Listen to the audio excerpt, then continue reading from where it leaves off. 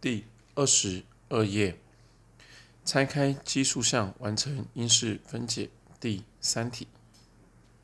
好，我们一样来看一下这个题目，它要我们做因式分解，可是我们一样发现它是5项，分别是 x 平方、y 平方减 x 平方减 y 平方减 6xy 再加4。好，老师一开始就把这个减 6xy 红笔抖抖了，各位应该有发现，它跟其他人比起来是比较奇怪的项数。前面3个都是一次，应该说系数是1，最后一项单纯是4，中间出现的减 6xy， 如果可以分给前面跟后面2个人，说不定我们就可以把它5项拆成6项，然后进行3:3的因式分解。所以决定怎么拆呢？重点是这2个，请各位跟着老师打勾。各位一看就知道，这边有 x 平跟 y 平，我很希望给它一个 2xy， 所以我们决定把 6xy 拆成 2xy 跟 4xy 的版本。那特别小心，它这边是-6，所以你只能拆成-2跟-4。往下看下一行，老师决定把它拆成-4之后呢，选择把它给第1个跟第5项来做合并，所以它是 x 平方 y 平方减 4xy 来加4。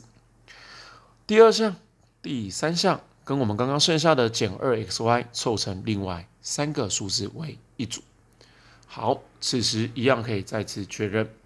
前面出现了一个完全平方式，是 xy 减2的括号平方，后面也一样出现了一个完全平方式，可是因为它这边有负号，所以我们可以选择先把负号提出来。所以我们来看下一行，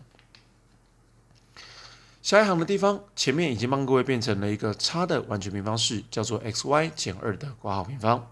后面我们并不着急，先把负号提出来之后，发现它是一个和的完全平方，再到下一行，前面选择没有动，后面变成了 x 加 y 的括号平方。此时还没结束，中间连接的是减法，出现的是平方差公式，一样 a 加 b 乘 a 减 b， 中间出现了减法，把后面那个的小括改成中括，方便变号。前面选择单纯的照抄，中间用加号连接，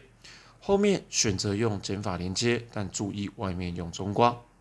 到了这一行还需要再合并，你得把这个减号圈起来，向后面丢2遍，叫分配率。再到下一行，我们出现了 xy 减2加 x 加 y 来乘以 xy 减2负正得负减 x 负正得负减 y， 能不能再做合并或提出来呢？我们可以来做检查。首先第1项跟第2项没有得合，所以我们挑第1项跟第3项。x 跟 x 可以提出 y 加1，可是我看剩下的并没有 y 加1，所以左边放弃，没有得题。换右边 xy 减2没有得题，所以放弃1、2项，我们来做1、3配。1跟3我们可以提出 x 剩 y 减1，剩下的2、4项无法凑出 y 减1，代表你已经完成了因式分解，而且答案是小括连成。